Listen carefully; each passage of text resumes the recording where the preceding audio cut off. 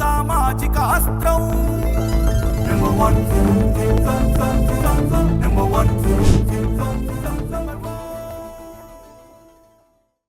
మాకు అందినటువంటి సమాచారం ప్రకారం దానికి సంబంధించి నిన్న జరిగినటువంటి లైవ్లో కూడా ఏం మాట్లాడనేది నేను ఈ లైవ్లోనే ప్లే చేయటం ప్రచారం చేయడం జరుగుతుంది.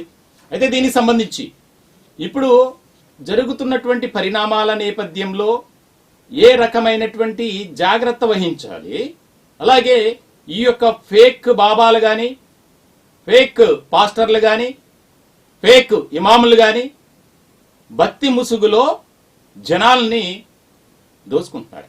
వారి పట్ల ఎట్లా ఉండాలి, ఎటువంటి అప్రమత్తత కలిగి ఉండాలి అనే అంశానికి సంబంధించి జోగిని భ్రమరాంబిక గారితో మాట్లాడదాం. హైదరాబాద్ నుంచి ప్రత్యేకంగా ఈరోజు ఇక్కడికి రావడం జరిగింది. మాకు కూడా చాలా ఆనందంగా ఉంది. మేడం నమస్తే. నమస్కారం అండి. నెంబర్ 1 న్యూస్ తరపున ప్రత్యేకమైనటువంటి ధన్యవాదాలు. నమస్కారం అండి. మీ నెంబర్ 1 టీవీ వారందరికీ నా హృదయపూర్వక నమస్కారాలు. ప్రేక్షకులు కూడా నా హృదయపూర్వక నమస్కారాలు. ఈ 2 రాష్ట్రాలే కాదు, అన్ని రాష్ట్రాల వాళ్ళకి శనార్థి నమస్కారం. శ్రీమాతే నమః. అఘోరి గురించి నేను మొన్న చెప్పాను, మన టీవీ వాళ్ళనే చెప్పాను. డిపార్ట్మెంట్ వాళ్ళు పట్టించుకోవట్లేరు, ఇంకెవరు పట్టించుకోవట్లేరు, ఏంటి అని. టైం రావాలి, టైం వచ్చిన పట్టించుకుంటా అన్నారు. జోగిని వ్యవస్థ కదిలింది, మా ట్రాన్స్ వ్యక్తులు కదిలారు, తర్వాత డిపార్ట్మెంట్ వాళ్ళు కానీ, మీ మీడియా వాళ్ళు కానీ, అందరూ హిందూ సమస్త బంధువులు కదిలారు. ఒక వ్యక్తి గురించి ఇంతగానం కదిలారంటే, వాడు సెలబ్రిటీ కాదు, పెద్ద 4 పనులు మంచి పనులు చేసిన వాడు కాదు, ఒక ఫ్రాడ్ గురించి ఇంతగానం పట్టించుకొని ఇంతగానం చేశారు. వాడు వెనక ఎంత పెద్ద అస్త్రం ఉందనేది నాకు తెలీదు. చెడుకి ఎంత పెద్ద అస్త్రం ఉన్నా కానీ భగవంతుడు అనేది మాత్రం అస్త్రం ఒకటి ఉందండి, అది ఖచ్చితంగా ఉంది. కాబట్టి హిందూ సమాజం కానీ, ఏ సమాజం కానీ, ఏదైనా కానీ దాన్ని చెడ్డదారిలో తీసుకెళ్తుంటే మాత్రం ఖచ్చితంగా ఒక అస్త్రం అనేది ఉంటుంది, వానికి వినాశం అనేది ఉంటుంది. అందుకే ఇప్పుడు వాని మొత్తం బయటకు వచ్చేసింది, ఇంకా కూడా రావాలి. బట్ వాని జాగాలో రేపు పొద్దున ఇంకో లేడీస్ రావచ్చు, బాయ్స్ రావచ్చు, ఇంకెవరైనా రావచ్చు. నేను ఈ మాట ఎందుకు అన్నానంటే, వాడు లేడీస్ కాదు, బాయ్స్ కాదు, ట్రాన్స్ కమిటీ కాదు, ఒక జోగిని కూడా కాదు. ఎందుకంటే మీ బాయ్స్ చెప్పుకుంటే వీడు బాయ్ కాదు, వీడు చిల్లర పనులు చేసినందుకు, వీడికి ఇన్ఫెక్షన్ అయినందుకు ఆపరేషన్ అయింది అన్నారు. ఆపరేషన్ అనేది దేనికి చేసుకుంటారు? ఆపరేషన్ అనేది అంటే ట్రాన్స్ వాళ్ళు కానీ, జోగిని కానీ, ఎవరన్నా కానీ వాళ్ళ హార్మోన్స్ చేంజ్ ఉంటే, ఫీలింగ్స్ వేరేలాగా ఉన్నప్పుడు మనకి ఎందుకు ఈ ప్రైవేట్ పార్ట్స్ ఉంటే బెస్ట్ కదా అని అనుకుంటారు. అది వాళ్ళ ఇష్టం ఉంటుంది, అది చేయించుకోవచ్చు, చేయించుకోకపోవచ్చు. ట్రాన్స్ అన్నా చేయించుకోవాలని రూల్స్ ఉండవు, జోగిని అన్నా చేయించుకోవాలి రూల్స్ ఉండవు, ఎవరు ఉండవు. వాళ్ళ బాడీ వాళ్ళ ఇష్టం, వాళ్ళ పద్ధతి వాళ్ళ ప్రకారంగా నడవాలి కాబట్టి వాళ్ళు నడుస్తారు.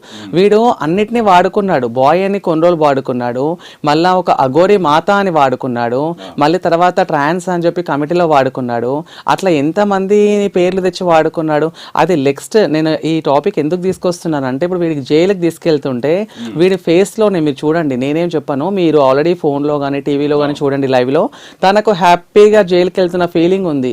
ఏదో 100 కోట్ల ప్రాపర్ చేతికి వస్తే ఎంత హ్యాపీగా ఉంటుందో ఆ విధంగా వాడు వెళ్తున్నాడు. దేనికి వెళ్తున్నాడు అంటే, ఇక్కడ సోషల్కి అర్థం కాని వర్క్ ఇది. ఏందన్నట్టంటే, నన్ను ఏ జైలు వేస్తారు ఇప్పుడు? బాయ్స్ లేస్తారా, గర్ల్స్ లేస్తారా? ఓకే, ట్రాన్స్ కమిటీ వాళ్ళ దాంట్లో వేసినా కానీ ట్రాన్స్ కమిటీ వాళ్ళు జైలు అనేది తయారు కాలేదండి. ఎందుకంటే ట్రాన్స్ వాళ్ళు భిక్షాటన చేశారు, దీవనార్తి తీసుకొని డబ్బులు తీసుకున్నారు. మాలాంటి జోగిని వ్యవస్థ, అమ్మవార్ల ప్రతిష్టాపనలు, బోనాలు, పూజలు ఇలాంటివన్నీ చేసుకుంటూ బతికాం తప్ప మేము భస్మాసురులాగా చేతులు నెత్తిలపైన పెట్టడాలు ఇలాంటివి చేయలేదు. ఒక ట్రాన్స్ చేయలేదు, ఎవరు చేయలేదు. బాయ్స్ గర్ల్స్ అంటే ఏదో చేశారు, వాళ్ళ కోసం ప్రత్యేక జైలు పెట్టారు. మా కోసం జైలు అనేది ఇంకా సృష్టించలేదు.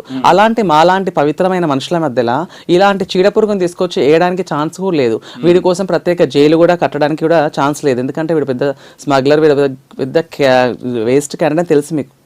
తెలిసిన తర్వాత కూడా ఇంకా వాడు అదే ఫీలింగ్ లో ఉన్నాడు. ఇప్పుడు ట్రాన్స్ వాళ్ళ దాంట్లో వేస్తే ట్రాన్స్ వాళ్ళు ఒప్పుకోరు. ఎందుకంటే మా జైల్లో ఎందుకు వేసారు అని ట్రాన్స్ వాళ్ళు అంటారు. ఎందుకంటే వేయద్దు కూడా, ట్రాన్స్ వాళ్ళకు కూడా పరువు నష్టం అవుతుంది. వాళ్ళు ఎప్పుడన్నా చూడండి, ఇంత పిఎస్లకు ఎక్కడాలు, ఇంత చిల్లరగా బిహేవియర్ చేయలేదు.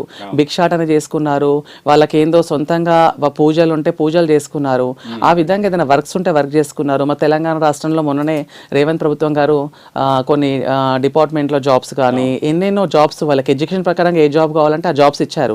వాళ్ళు హ్యాపీగా వాళ్ళ స్టడీస్ ఉన్నాయి కాబట్టి పోయి వాళ్ళు కొందరు జాబ్ చేసుకున్నారు, కొందరు బిజినెస్ చేస్తున్నారు, ఎన్నో వర్క్ చేసుకుంటున్నారు. ఎవరో ఒక్కరు ఏదో వాళ్ళకు ఇంకా వాళ్ళకి ఏది లైఫ్లో సెట్ కాక వాళ్ళు మాత్రం భిక్షాటనకి ఒక గురువు శిష్యుల బంధంతోనే వెళ్తున్నారు. ఆ భిక్షాటన చేయాలంటే కూడా వాళ్ళు ఒక గురు బంధనం తీసుకొని వాళ్ళు గురువు పేరు చెప్పి తెచ్చుకుంటారు, జస్ట్ భిక్షాటన చేసుకోవడానికి మాత్రం. ఇలాంటి ట్రాన్స్జెండర్స్ అయినా కానీ వీళ్ళు ఇంత పద్ధతి గురువుని వాళ్ళు ఏమంటారు గౌరవించి గురువు అనుసంధాల ప్రకారంగా తల్లి బిడ్డ ఏ ప్రకారంగా వెళ్తుందో ఆ ప్రకారంగా వెళ్తారు. ఒక భిక్షాటనకే వాళ్ళు అంత పద్ధతికి వెళ్తున్నప్పుడు, రెస్పెక్ట్ ఇచ్చినప్పుడు, ఒక మగపిల్లోడు వాళ్ళ అమ్మకి వైఫ్కి ఎట్లా రెస్పెక్ట్ ఇస్తాడో అలా ఇచ్చినప్పుడు, ఒక ఆడపిల్ల వాళ్ళ హస్బెండ్కి కానీ ఇంట్లో పిల్లలకు కానీ బయటి వాళ్ళకి కానీ రాష్ట్రానికి కానీ ఆడపిల్ల ఏ విధంగా రెస్పెక్ట్ ఇస్తుందో ఈ 3 జాతుల వాళ్ళు అదే విధంగా రెస్పెక్ట్ ఇస్తారు.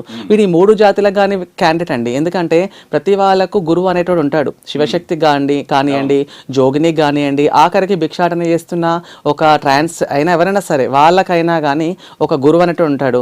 ఆఖరికి ఇప్పుడు ఏం చెప్పాలంటే నాయకులకు కూడా ఏంటిది మన పొలిటికల్స్ ఉంటారు కదా, వాళ్ళకు కూడా గురు శిష్యుల బంధం అనేది ఉంటుంది. వీడికి ఏ శిష్యరికం బంధం లేదు.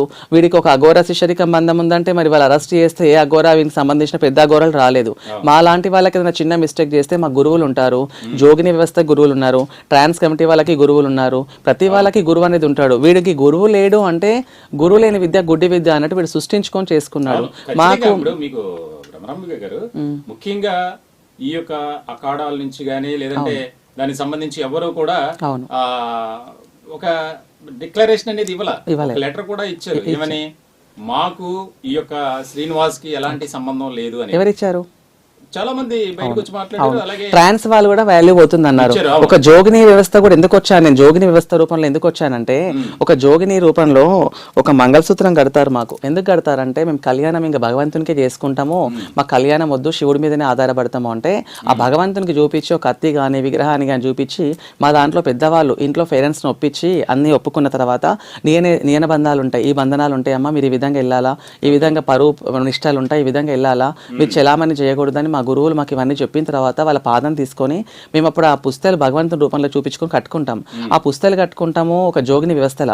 శివశక్తి వ్యవస్థ కూడా ఉంటుంది తెలంగాణలో. శివశక్తి అంటే బండారు పట్టుకొని కొమరవెల్లి మల్లన్న స్వామి దగ్గర బండారు వేసుకుంటూ, బండారు అంటే పసుపు బండారుతో ఆడుకుంటూ చేసుకుంటూ ఉంటారు. అందులో బాయ్స్ కూడా ఉంటారు, జోగినీలు ఉంటారు, లేడీస్ కూడా ఉంటారు. శివశక్తి అంటారు దాన్ని. శివశక్తి అంటే అర్ధనారీ రూపంలో ఇద్దరికి పూజించే వాళ్ళు అనమాట.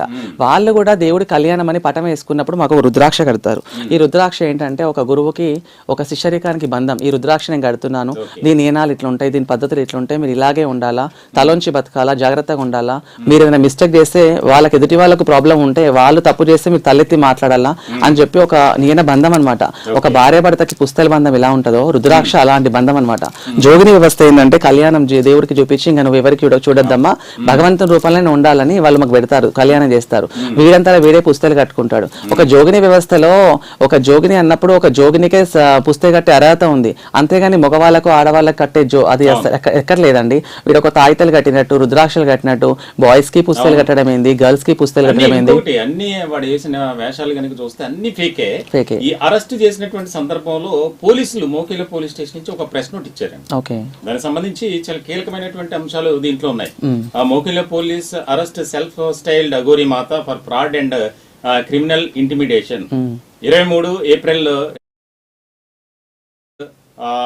కమిషనరేట్ లోని మోకిల పోలీసులు ఓ మహిళను మాయమాటలతో మోసం చేసి బెదిరించిన Srinivas at the rate of Shiva Vishnu Brahma Aghori Mata అనే నిందితుడిని ఉత్తరప్రదేశ్ లో అరెస్టు చేశారు. శంకర్పల్లిలో ప్రగతి రిసార్ట్ కి చెందిన సినీ నిర్మాత నుండి 9,80,000 మోసగించిన కేసులో ఈ అరెస్టు జరిగింది. ఇక్కడ చాలా కీలకమైనటువంటి పాయింట్, నిందితుడు శ్రీనివాస్ వయసు 28 సంవత్సరాలు, తనను తాను అఘోరి మాత అని చెప్పుకుంటూ ఆధ్యాత్మిక వేషధారణలో కనిపిస్తూ నిందితుడు గతంలో చెన్నై ఇండోర్లలో లైంగిక మార్పిడి శస్త్రచికిత్సలు చేయించుకున్నట్లు విచారణలో వెల్లడైంది. ఈ మానవ రూపాంతరం తర్వాత నిందితుడు తనను ఒక ఆధ్యాత్మిక దేవిగా ప్రజలకు పరిచయం చేస్తూ మాయా చరిత్రలు ఆడుతూ ఆర్థికంగా లబ్ధి పొందుతున్నాడు. ఒక ఆధ్యాత్మిక రక్షకుడు, భావోద్వేగ పూరితంగా ప్రభావితం చేశాడు. ఇక్కడ చాలా కీలకమైనటువంటి అంశాలు ప్రస్తావించారండి. నిందితుడు బాధితురాల్ని కత్తులు, తుపాకులు, తంత్రశక్తులతో చంపేస్తానని బెదిరిస్తూ ఇంకా 5 లక్షలు డిమాండ్ చేసినటువంటి సందర్భం. అది స్వయంగా మోకిలా పోలీసులు ఇచ్చినటువంటి ఆ యొక్క ఇదే మనం చూస్తున్నాం. ఏ రకమైనటువంటి ఇప్పుడు వరకు మాకు తెలిసినటువంటి అంశం ఏంటంటే ఇండోర్ కు సంబంధించినటువంటి లెటరే ఉంది మా దగ్గర, సర్టిఫికెట్. ఇక్కడ పోలీసులు ఇచ్చినటువంటిది ఏంటంటే ఇండోర్ కంటే ముందు చెన్నైలో కూడా జరిగింది. అంటే చెన్నైలో తమిళనాడులో ఇతను వేసినటువంటి వేషం ఏంటంటే ఒక దేవుడిగా దేవతగా మెయిల్ క్యారెక్టర్ లో అతను గడ్డాలు పెంచుకుని స్వామీజీ వేషం వేశాడు. దానికి సంబంధించి అంటే చెన్నైలో ఆల్రెడీ జరిగింది, తర్వాత ఇండోర్లో కూడా అంటే 2 సార్లు లైంగిక మార్పిడి శస్త్రచికిత్సలు చేయించుకున్నట్లు విచారణలో వెల్లడైంది అని చెబుతూ లాస్ట్లో ఈ యొక్క ముఖ్యమైనటువంటి అంశం, ప్రజలకు సూచన, సైబరాబాద్ పోలీసు విభాగం ప్రజలను అప్రమత్తంగా ఉండాలని విజ్ఞప్తి చేస్తుంది.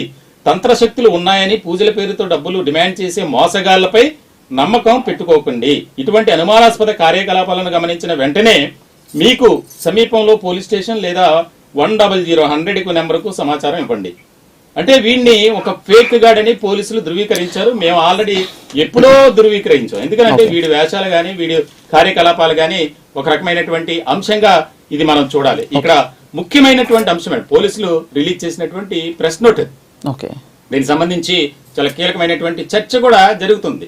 ఇలాంటి బాబాలు, ఇలాంటి ఫేక్ అఘోరీలు ఎంతో మంది ఉన్నారు. వారి పట్ల అప్రమత్తంగా ఉండాల్సినటువంటి అవసరం కూడా చాలా ఉందని మరొకసారి నెంబర్ 1 న్యూస్ తరపున మేము కోరుకుంటున్నాం.